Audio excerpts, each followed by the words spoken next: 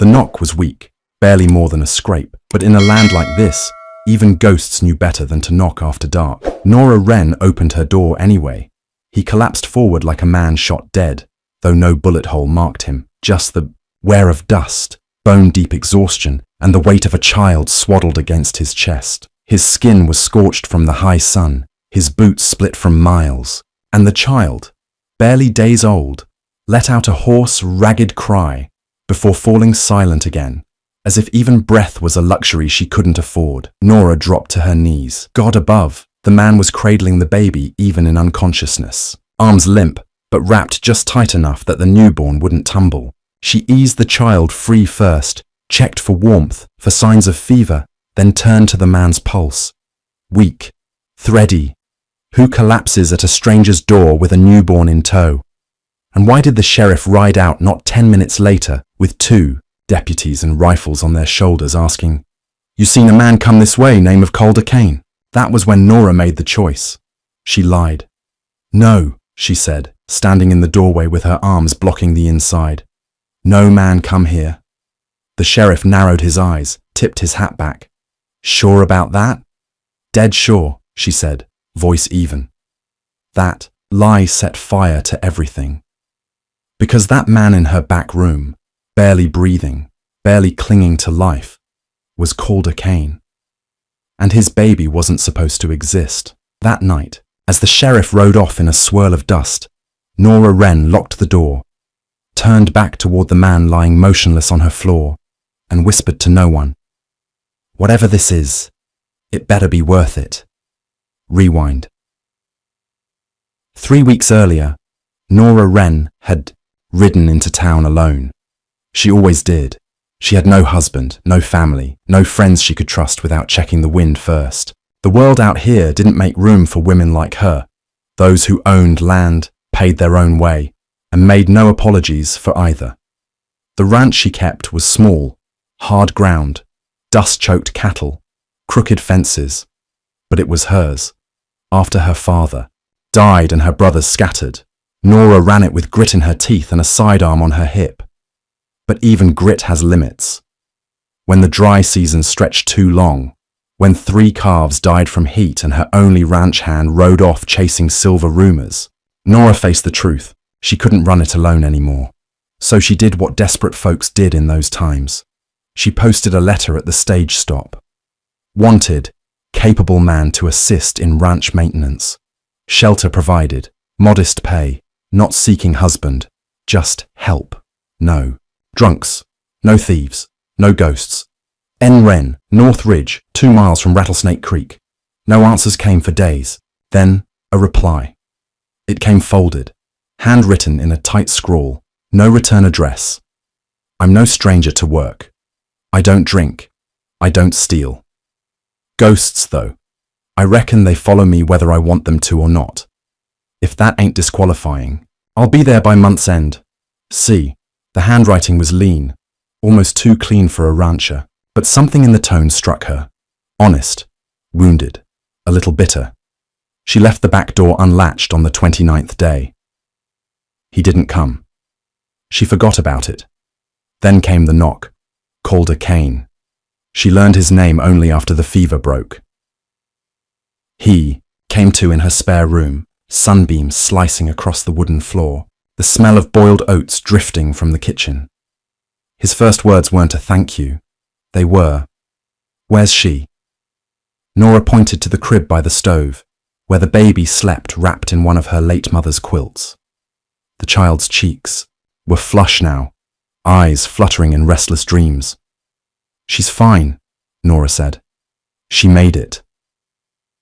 The man stared at the infant, like someone seeing a promise they never expected kept. He didn't weep, just nodded once, then he passed out again. In the days that followed, Nora put the pieces together slowly.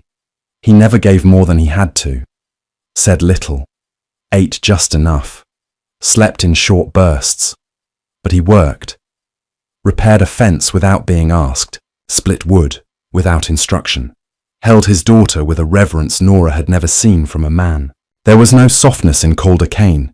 He was made of leather and smoke, but he held that child like she was spun from moonlight. Still, questions stacked like firewood. Why the fever? Why the fugitive air? And why did the sheriff already know his name? She didn't ask yet, but every day brought her closer to the edge of needing answers, especially after she found the letter. It was tucked inside the lining of the saddlebag, torn at the edges, as if read too many times. Nora didn't mean to snoop, but Calder was still recovering, and the saddlebag had fallen open when she moved it from the porch. It wasn't addressed to him. It was written by him. To someone named Eliza. I know I can't fix it. I know leaving means I lose my claim, my name, my place in this world, but I won't let them sell her. I won't let her become some man's debt. I'll run. I'll hide. I'll cross fire if I have to. But I won't lose our daughter. Calder. The words were jagged.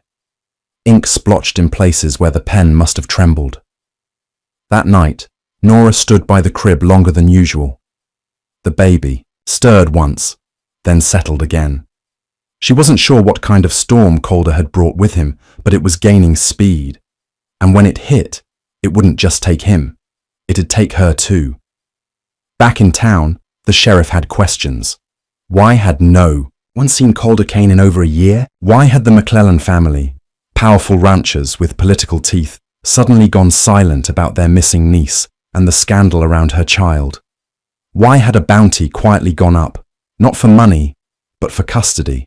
And why had Nora Wren, who always minded her own, suddenly closed her gate and started carrying a rifle even to the well? Answers would come, but not before blood, because ghosts weren't the only ones chasing Calder Kane.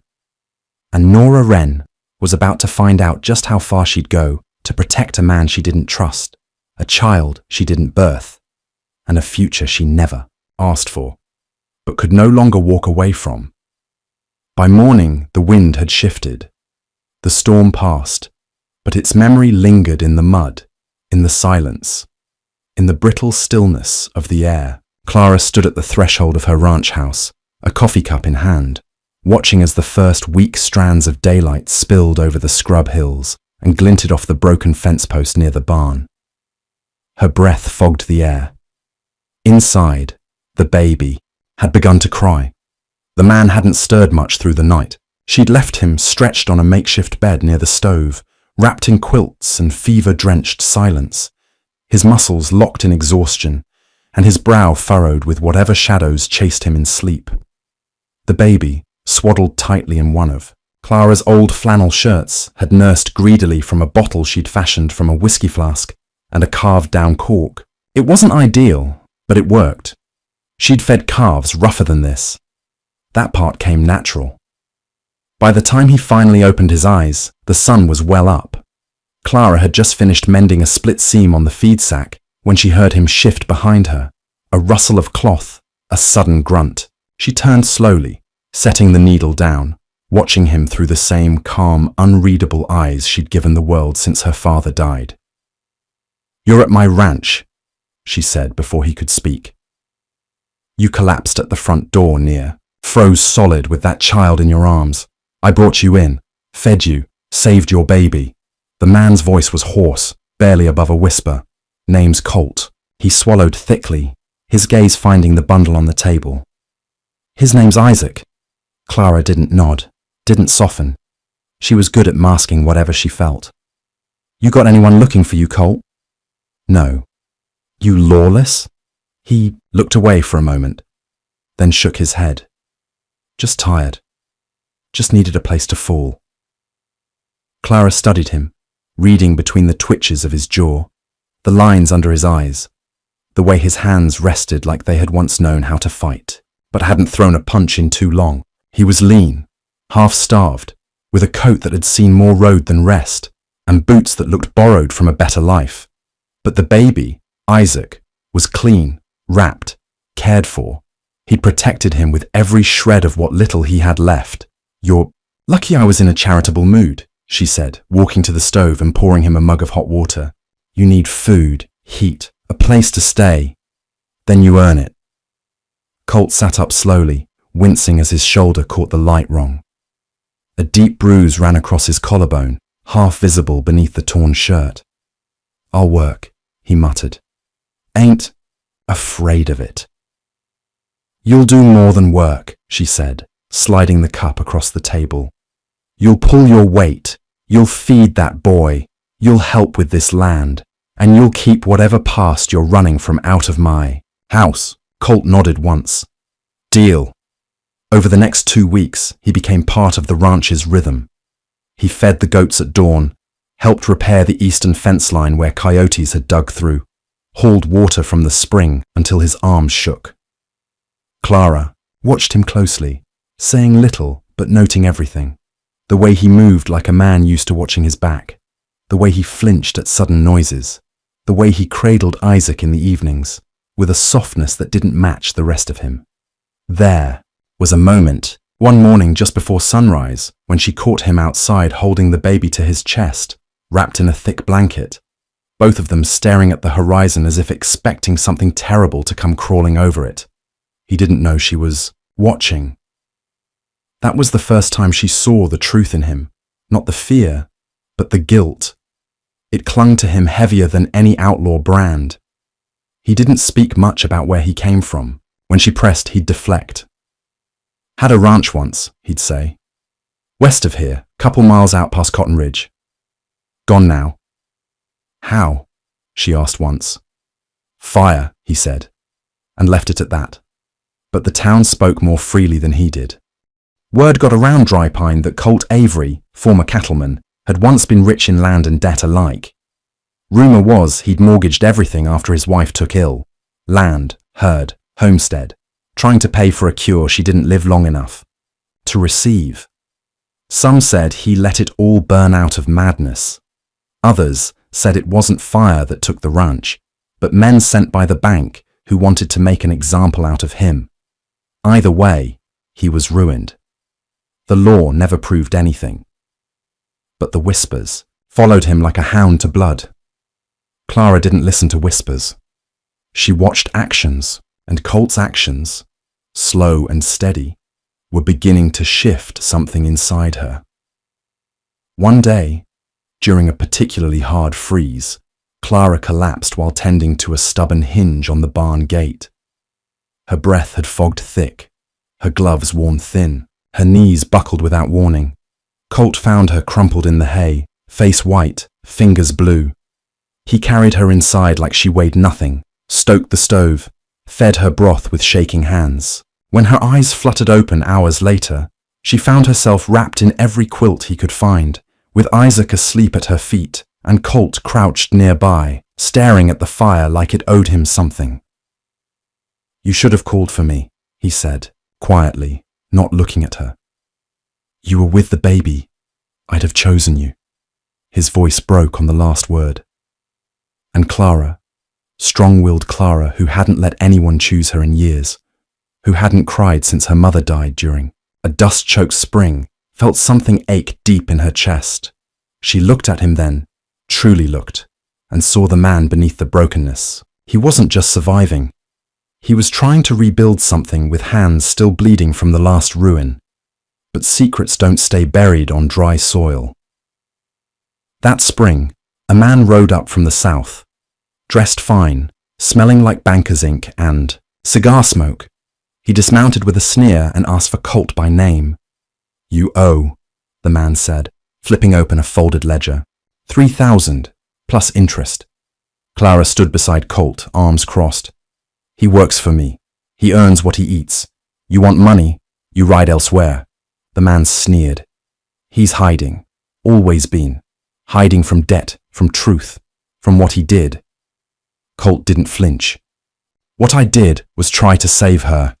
I lost everything doing it. You want blood now, you'll have to take mine." The banker laughed and spat. "Maybe I will." When the dust cleared, Clara made it clear. No debt collector, no lawman, no ghost. From Colt's past would touch the ranch as long as she drew breath. That land, that house, had become more than shelter. It was sanctuary, and if Colt's road ended here, it'd end with him holding a hammer, not a gun. Still, Late at night, when the wind howled low and the fire cracked soft, Colt would sometimes stare into the shadows with a look Clara couldn't name. It wasn't fear. It was something else. Regret, maybe. But more than that, hope. For the first time in years, he had something to lose again, and that changed everything. The earth began to thaw before the air did. That early spring hush hung over Clara's ranch like breath waiting to be exhaled. Faint green whispered along the roots of last year's dead stalks, and the ground, once stubborn with frost, turned pliable again beneath the soles of hard-working boots. And with the softening came the inevitable. The land began to ask more from them. Repairs, fencing, tilling, herd rotation. Clara had seen many seasons come and go, but never one like this. Not one where she wasn't completely alone. Colt rose each morning before dawn. He would build the fire, boil water, and prepare a breakfast that was never quite perfect but always hot. Isaac, now nearly 3 months old, had started smiling. Just barely, just enough. And that baby's coos would echo faintly through the rafters, while Colt rocked him with one foot and sharpened tools with steady hands. Clara didn't say much during those mornings. She'd sit at the table in her usual spot, sipping coffee with her sleeves rolled up and her braids still damp from a basin rinse. She watched them in silence. The man and the child.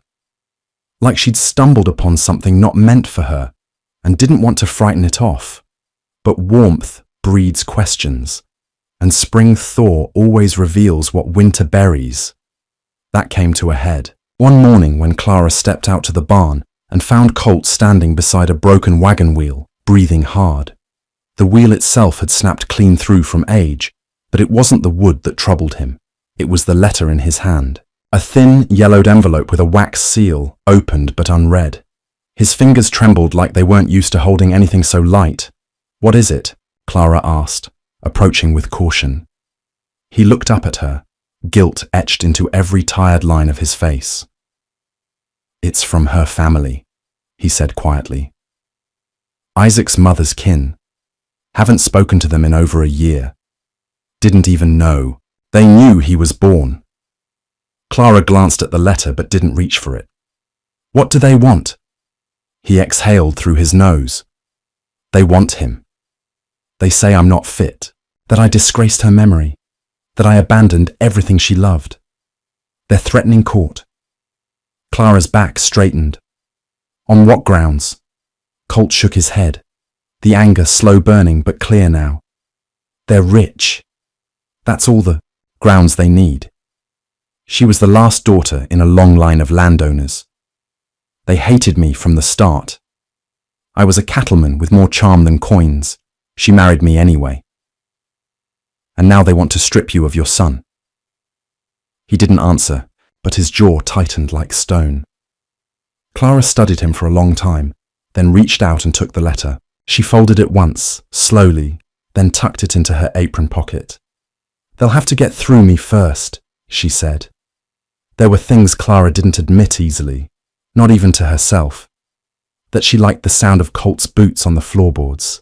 That she caught herself smiling when Isaac reached for her finger. That she felt a little more whole, a little less ghost, when she shared morning chores with someone who didn't treat her land like a burden. But liking was dangerous. Trust was worse. Clara had grown up watching people make promises they couldn't keep. Her father, may he rest, used to say, "Never bet your life on someone else's word. Bet it on how they treat animals, how they mend fences, how they face their worst day." And if that was the measure, Colt was holding steady. He still hadn't told her everything, not even close. But what he gave without complaint, without pride. One afternoon while fencing, Clara finally pressed him again. The sun was sharp, sky-wide, and the dry rattle of wind through. The cottonwoods masked most of the hesitation in her voice. "What really happened to your ranch, Colt?" He didn't speak for a long while, just twisted the wire tight, hammered a staple, stepped back. "I owed too much," he finally said. "Not just to the bank, to a man, dangerous one. Took a loan after my wife got sick. Thought I'd have time to pay it back. Didn't. What kind of man? The kind that doesn't use a pen when he collects. Clara's stomach tightened. What happened? Colt turned, eyes dark with a kind of haunted heat she hadn't seen before. One night, I came home to find the barn torched, the house ransacked. My wife, she died days later, not from the fire, from the grief. Isaac was born a month after, too early. I ran with him the day they came to take the land, burned what was left, not out of madness, out of defiance. If I couldn't have it, they wouldn't either. Clara nodded slowly, throat tight. She didn't speak. But you should know, Colt added, looking her full in the face. I didn't kill anyone. People talk like I'm some outlaw on the run. I ain't. I'm just a man who ran out of places to hide. And she believed him. Not because of his words, but because of the silence after, the way it rang like truth. That night, she brought him a bowl of stew by the fire and said, "This house could use some repairs come summer. Porch roof sagging, shed door sticks." He looked at her, brows raised. "You asking me to stay?" "I'm telling you there's work here, if you want it." Colt looked at Isaac, then at her, then nodded once. "We'll stay. But peace doesn't ride alone in the West." A week later, 2 men in town began asking around about a rancher with a baby. Clara heard it from young Esther Price, whose pa ran the feed store. Said they were looking for a debtor named Avery. Esther said, wore suits, but not the kind that come from banks. One of them had a scar across his jaw. Other carried a pistol, too comfortable like. Clara thanked her, then saddled up without a word and rode straight home. By the time she arrived, Colt had already seen them. They'd ridden by once, slow, peering down the drive like vultures picking out their meat. Isaac had been inside, asleep. Colt had been chopping firewood, but kept a rifle nearby. He didn't aim it, but he'd rested a hand on the stock. "They didn't stop?" Clara asked. "No, not yet." She took the axe from him and set it aside. "They're not here for money," she said. "They're here to remind you who holds the whip." "I know."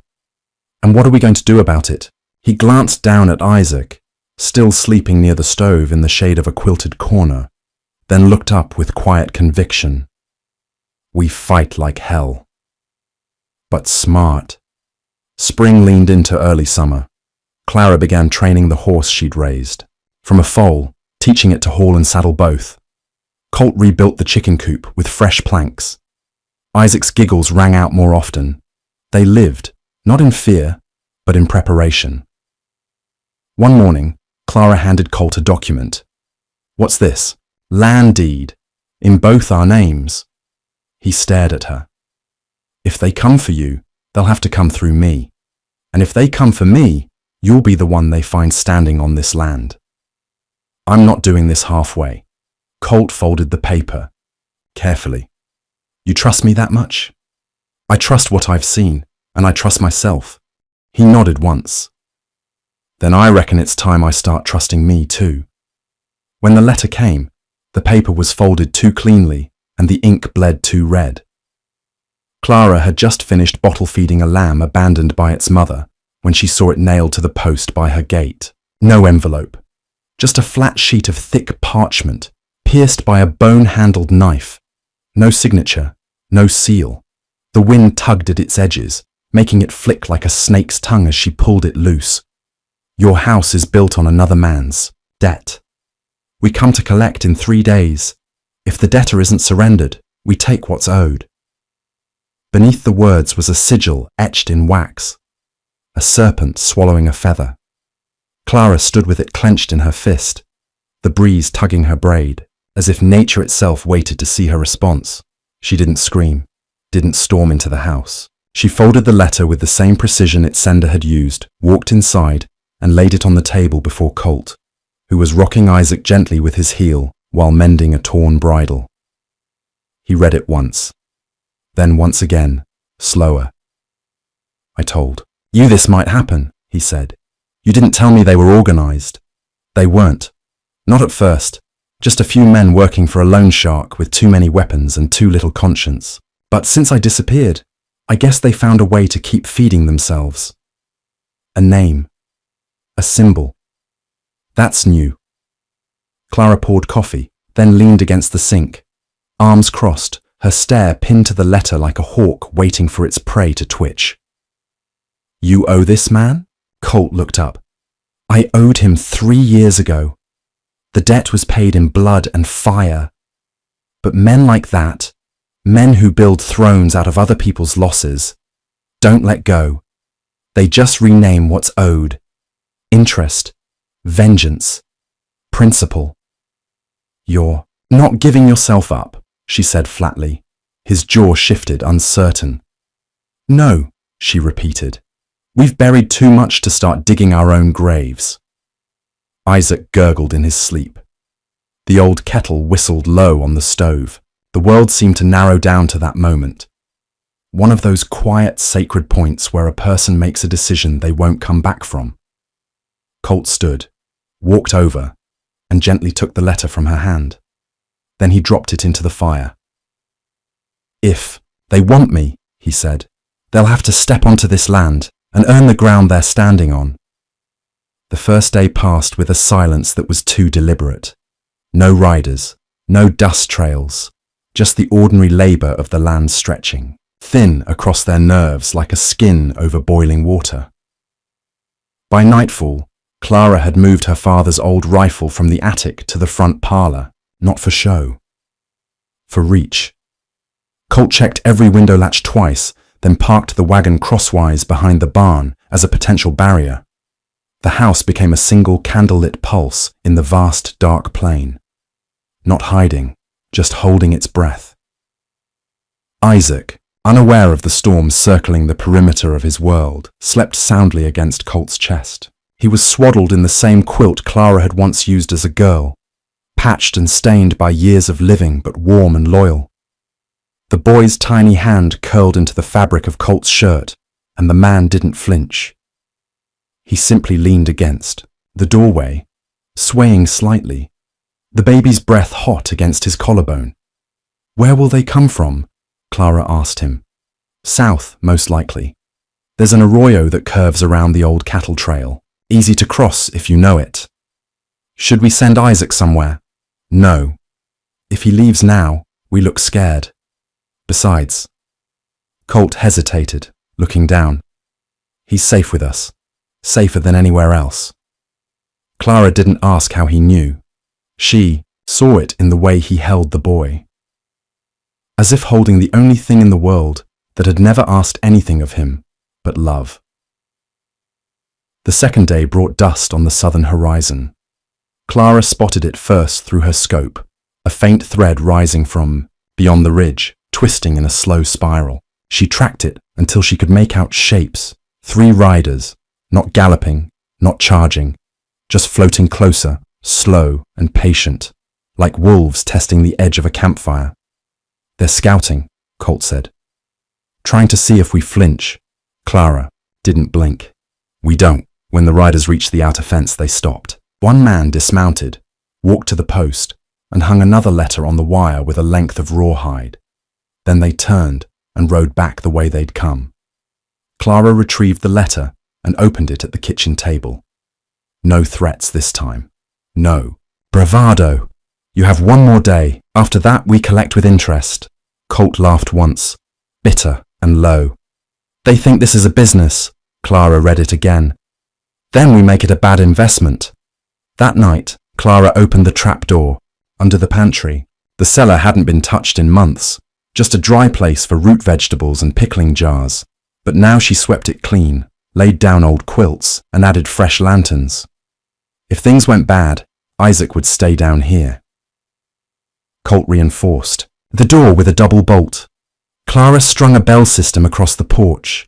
They didn't speak much that evening, just moved in practiced harmony, the kind of silence shared by people who have made their peace with the worst and are choosing to fight for the best anyway. At one point, Clara found herself watching Colt as he held Isaac again, singing something faintly under his breath. The tune was lullaby soft, a melody shaped by memory and grief, and the kind of stubborn hope that doesn't need witnesses to stay alive. She sat beside him. "You're different now." He didn't look up. "How so?" "You're not running." He smiled faintly, still watching Isaac. "Maybe I found something worth standing still for." Dawn came hard and grey. They were ready.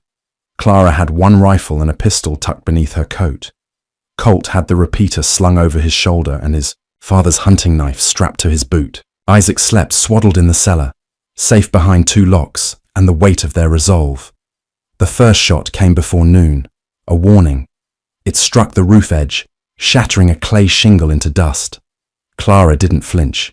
She tracked the shots, echo, and spotted the muzzle flash from the far edge of the arroyo. "They've split up," she muttered. "At least two flanks." Colt nodded. "You take east window. I'll cover the back." It wasn't a siege, it was a test. The men didn't want a fight, they wanted surrender. They circled, fired twice more, called out in vague threats. But Clara never showed her face. Neither did Colt. They let the silence answer. By sundown, the men had drawn closer. One stepped out near the barn, careless, thinking the sun behind him made him invisible. He fired again. That was his mistake. Colt's shot cracked like a tree, split in lightning. The man dropped, shoulder hit, yelling in pain. The other two froze. "Next one's to kill," Colt shouted. The wind carried his voice farther than the bullets ever could. The two remaining riders turned, cursing, and rode, off hard. Colt didn't follow, just watched until the dust trailed into the horizon. By midnight, it was over. No one returned. Clara came down into the cellar to find Isaac still asleep, a soft snore barely lifting his chest. Colt sat nearby, head bowed. She slid in beside him, the air still heavy with smoke and dust. "We're not safe yet," he said. "No," she agreed. "But we're safer." He looked at her then, really looked. "You didn't have to do this. None of it." "Yes," she said simply. "I did." Colt swallowed hard. "Then I reckon I owe you everything." "No," Clara whispered. "You owe it to him. Raise him right. Stay. Don't run." He took her hand then. It was the first time. Not as a thank you, not out of desperation. Just quietly, like the world had finally stopped spinning long enough for him to reach for something real. "I will," he said, and she believed him. 3 days passed, and not a single rider crossed the edge of Clara's land. The wounded man hadn't been found, not as far as Colt could tell. But something had changed. The air wasn't relieved. It was quieter, yes, but not settled. Like dust after hooves had pounded through, still hanging mid-air waiting to drift. Colt spent those days watching the horizon as much as he worked the land. He split logs with one hand and held Isaac in the crook of his other arm. He fitted a new gate hinge in silence, only the creak of metal and the baby's occasional coos for company. He carried the boy to the chicken coop, to the barn, to the creek where he scooped water and let Isaac's tiny fingers reach for it, fascinated. He didn't talk much, but Clara could tell when a man was listening inwardly, to old ghosts, to choices he hadn't forgiven himself for yet. Clara, too, had settled into something new. Not peace, not yet, but maybe something better. Resolve, the kind of rhythm that comes from planting seeds after a long drought. You don't know if the clouds will return, but your hands move anyway, because that's the only way anything grows. The silence between them wasn't cold anymore, it breathed. On the 4th day, Clara found him on the porch just after dusk, Isaac in his arms, both their eyes caught by the pink hush of the dying sun. "He's not yours to carry alone," she said. Colt didn't turn.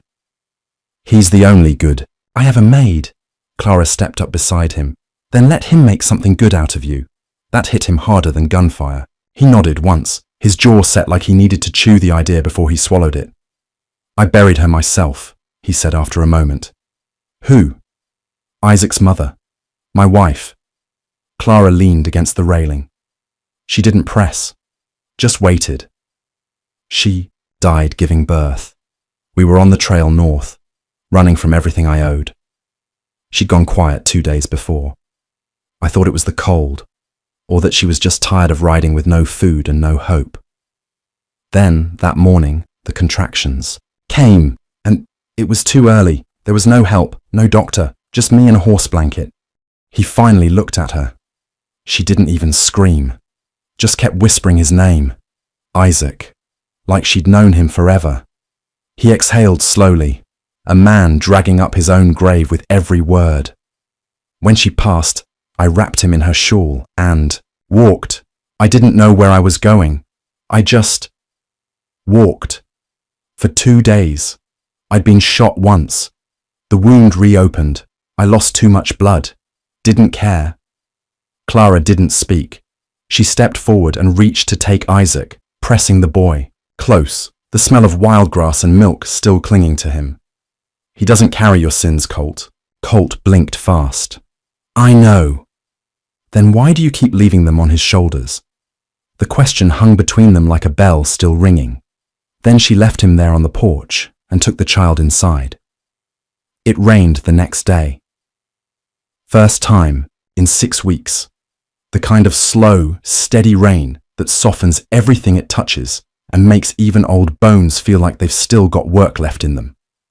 They stayed mostly inside, drying boots and scraping mud off the porch planks. Isaac stared wide-eyed at the droplets crawling down the windows.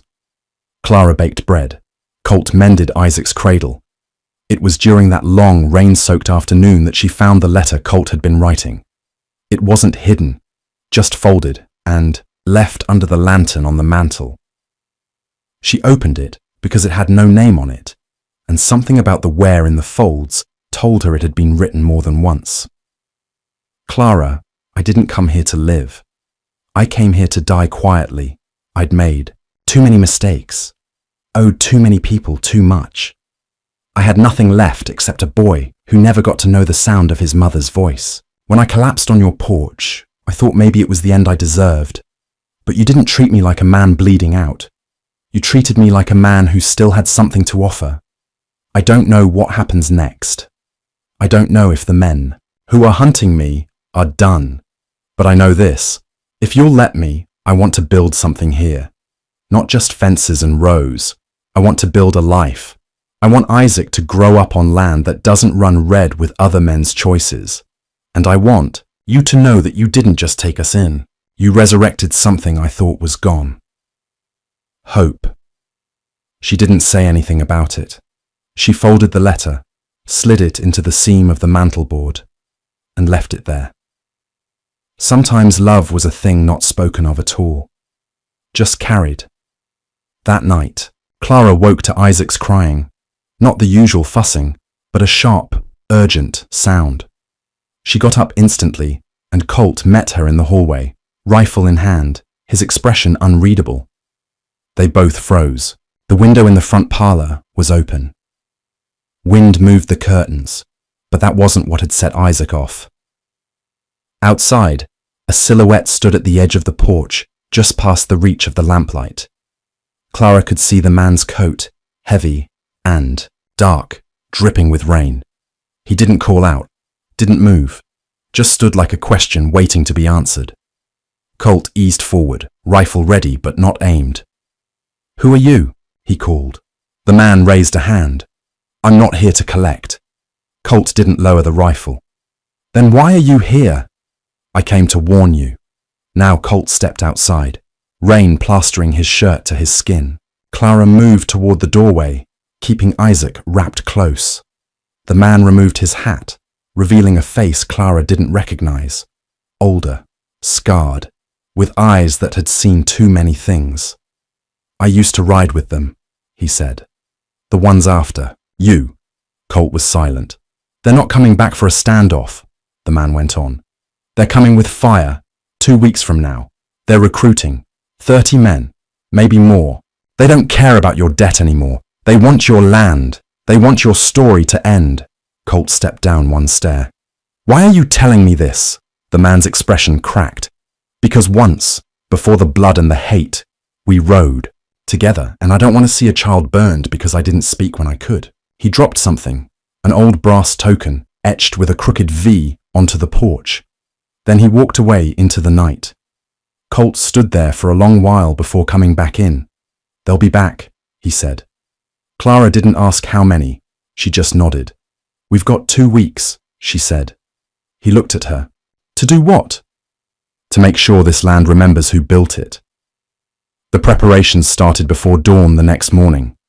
Colt rode into the nearest town, not to run, but to call in a debt of his own.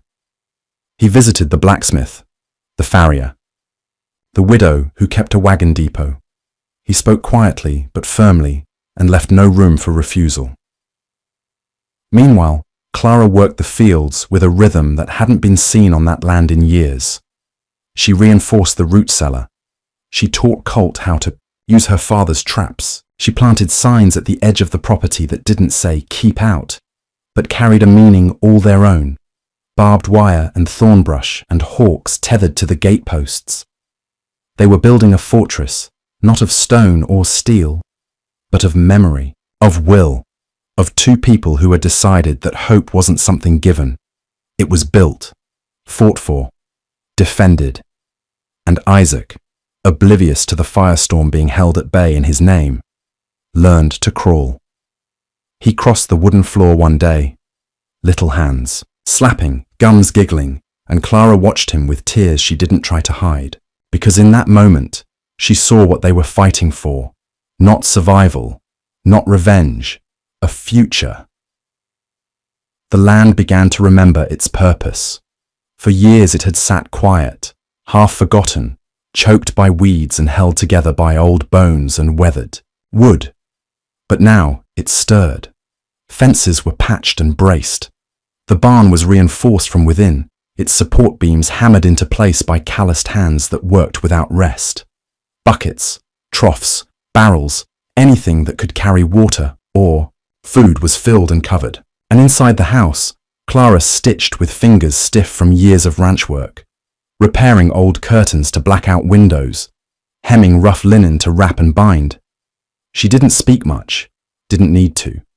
The way she moved told Colt all he had to know. She was ready. Not just to defend the house, but to claim it again. This wasn't just survival. This was hers, and she wasn't letting go.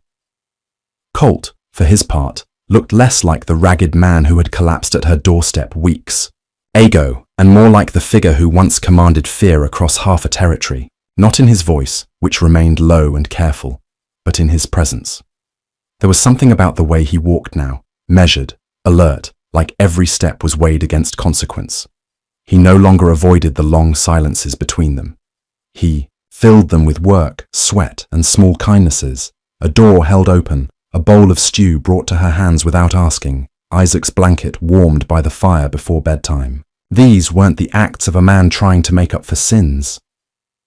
They were the quiet offerings of someone who had finally begun to believe he deserved to stay.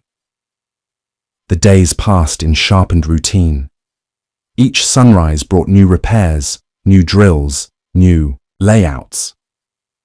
Clara studied her father's old maps by lamplight, showing Colt the lay of the ravines, the soft soil where wagon wheels would bog down, the dry creek bed that could be used as a false trail.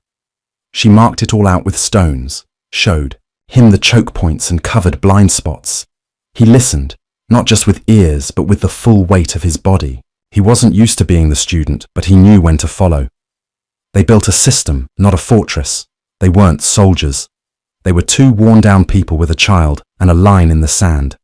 So they used what they had: ropes rigged to gates, broken glass buried just beneath windowsills, feed bags soaked and stacked to absorb fire. Clara even buried tins of lamp oil beneath the porch, wrapped in wet canvas, just in case the worst came. There would be no running, no last-minute escape. If they came, they'd come hard, and this house, this baby, this fragile, cobbled-together family would be the wall they broke against. But not all preparations were physical. Each evening, as the sun dyed red behind the buttes, they sat together. Colt held Isaac while Clara read from the tattered book of Psalms, her voice soft, her eyes never leaving the page. She didn't ask if he believed, didn't ask if the words meant anything. But the child quieted, and Colt listened. That was enough. One night, after Isaac had drifted to sleep in his cradle, Colt stayed on the porch long after Clara had gone to bed. The moon hung heavy and low, silvering the fields and painting the barn in ghostlight.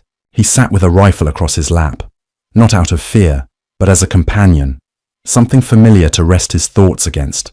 He spoke aloud, not loudly, just enough for the night to carry it. "I'm not that man anymore," he said. "But I know I might have to become him again. Just once." His hand slid down the barrel of the rifle. Just once more. He stayed there until the cold soaked into his bones and the coyotes stopped crying in the hills. Then the day came. A stillness arrived that morning like a held breath. The clouds didn't move. The horses didn't stir. Even the chickens seemed to sense something. Clara noticed it when she opened the door to feed them, how the air felt taut, stretched thin like something about to snap. She met Colt's eyes across the yard. He nodded. It was time. He led the mare into the barn, fastened the side gate shut, then covered the west-facing windows with the last of the old feed sacks. Clara, meanwhile, secured Isaac's crib in the root cellar, surrounded it with blankets, water, food, and a small oil lantern. She lit it carefully, whispering to the baby as she swaddled him close. "Stay quiet, my darling. Stay safe. We'll come back for you soon." She kissed his forehead, and for a moment her hands trembled, but she steadied them, not by force, but by love. Love had given her strength when nothing else would. Then she climbed out, sealed the door behind her, and walked into the house where Colt was waiting. "I'll cover the front," he said. "I'll take the kitchen window." No more was said. It had all been decided. They drilled, practiced, run it over in their heads a dozen times. They knew each blind spot, each fallback point. They knew how many steps it took from the door to the west wall, how long it took to reload, how far a voice would carry. By noon, the sound arrived, a low rhythmic pounding from the west. Hooves. Colt looked out. His face didn't change. 6 riders, not 30, but each one carried a torch. Each one was armed. The man at the center wore a red scarf around his neck, not for warmth, for war. He was smiling. They didn't charge immediately. They rode up slow, theatrical, like they were riding into a performance they'd already rehearsed. Colt opened the front door and stepped out. "Didn't think you'd be here to greet us," the leader called. "Figured you'd keep running. I've run enough." The man nodded. "That's true, you have. But the thing about debt, Colt, is it never gets lighter. Just older." Colt didn't respond. He just stood, the rifle hanging loose in his hand. The leader gestured. 2 men peeled off and circled to the sides. One drew his pistol and aimed at the barn. Another moved toward the corral. "You got a woman in there?" "No." "You got a child?" Colt said nothing. The man smiled wider. "Liar." The first torch landed against the side of the barn. Flames sputtered, then caught. The dry hay inside hissed like a snake, then roared. Colt didn't flinch.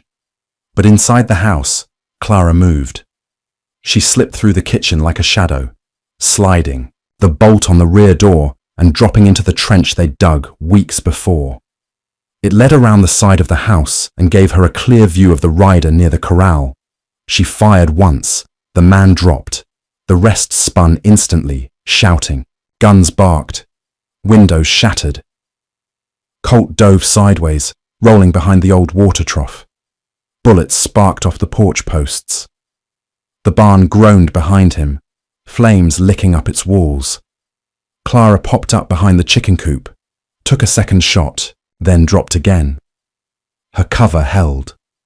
The third shot rang out, clipped the leg of one rider, who toppled off his horse screaming. The others panicked.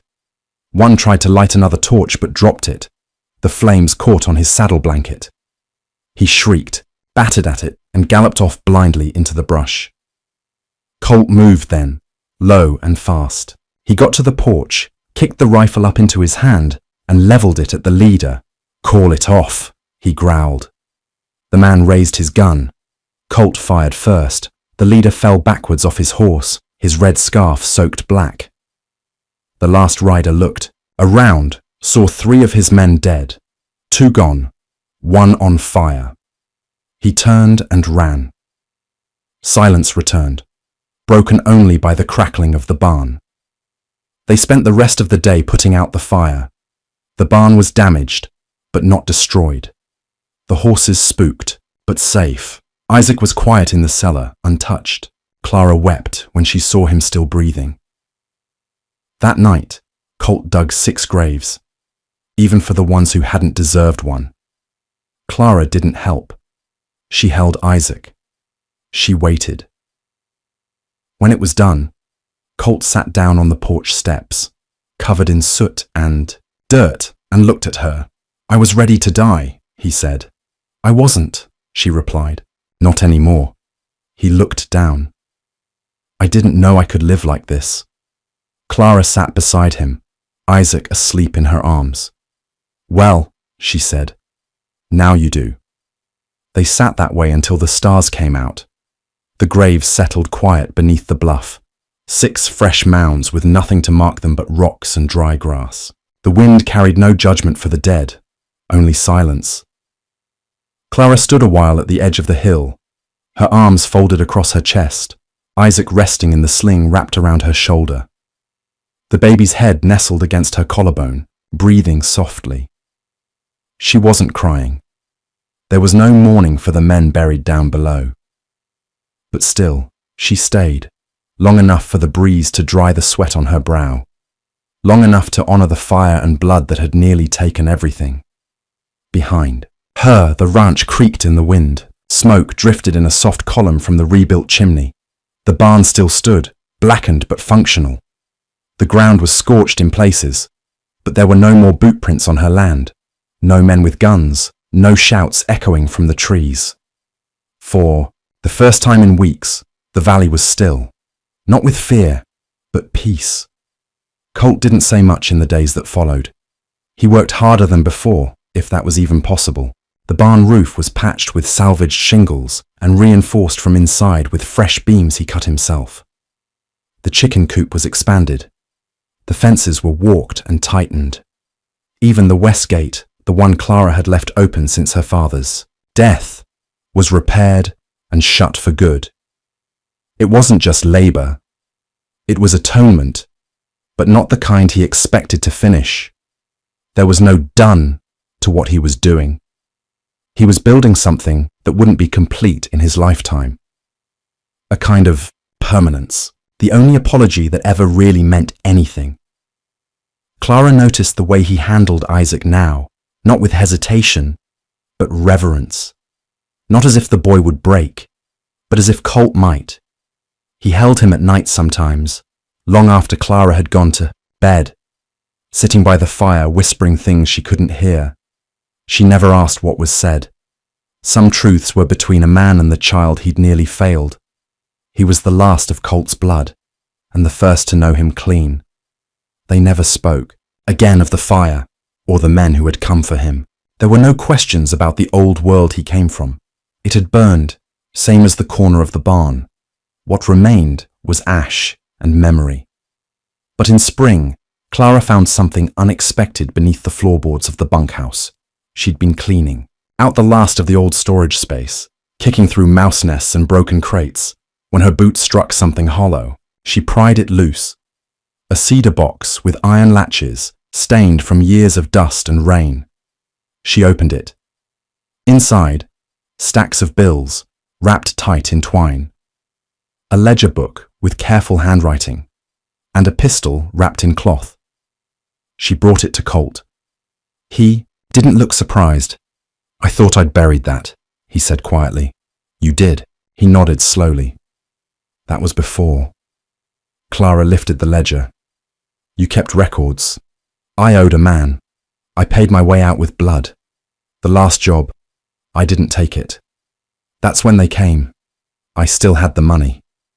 She ran her finger down the spine of the book, closed it, and returned it to the box. Then it's yours. Colt looked at her. No, not anymore. Clara stared at him, then out the window where the orchard had just begun to bud, tiny white blossoms blinking open in the wind. You're not that man anymore, she said. He didn't answer. She set the box beside the hearth and left it there untouched. From that point on, the season changed in earnest. The rains came late, but strong. The grass returned, softer, greener than in years. Colts were born in the corral. Wild birds nested in the barn's beams. Clara took to singing again. Quiet, rough-voiced hymns as she worked the garden or washed the baby's clothes. Neighbours began to return too. Word had spread about the attack and about the man who drove the riders off with nothing but a rifle and his wife's old maps. There were no medals, but there was respect. When the Parker family passed through on their way to Fort Stanton, they brought seed. When old Lester from across the basin stopped by with a wagon wheel to mend, he didn't ask about Colt's past, just offered his tools and a knowing nod. In time, even the sheriff rode out to the homestead. He didn't dismount, just sat atop his horse and lifted his hat in the sun. Quiet place again, he said. Best kind, Clara answered. He looked to Colt, standing behind her with Isaac on his hip. You planning to stay? I am. The sheriff nodded. Then, you keep it quiet, you hear? Colt nodded back. The sheriff turned and rode off without another word. It was a summer morning, late July, when Isaac took his first steps. Colt was splitting wood near the barn when Clara shouted from the porch. He dropped the axe and ran. There, on the rough boards of the porch, the child stumbled forward, 2 steps, then 3, into his mother's arms. His face was alight, not with understanding, but joy. The joy of a beginning. Colt stood frozen. Clara turned, eyes shining. He's walking. Colt stepped forward, dropped to his knees. Come on, he whispered, opening his arms. Isaac looked uncertain. Then, slowly, clumsily, he walked. 4 steps, wobble, catch, 5 steps, laughter, 6, into his father's waiting hands. Colt held him close, eyes closed. He's walking, he said, almost to himself. Clara came behind them, wrapped her arms around them both. They stayed that way for a long time. The wind was warm.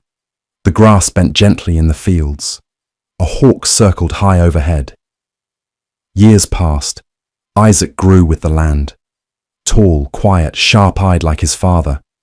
But he laughed like his mother. Open, honest, full. The ranch never became rich, but it became whole. Fences stayed mended. Crops came regular. The well held. And stories about what had happened faded like old scars. Still there, but no longer raw. Sometimes men passed through looking for someone named Colt. But they always found silence, not denial, just absence. The man they sought had died years ago. The man who remained had a child to raise, a field to plow, a porch to sit on at dusk with a woman who once pulled him from the edge of the world and never let go. One evening, Isaac, now 7, climbed onto the porch after feeding the horses. Ma?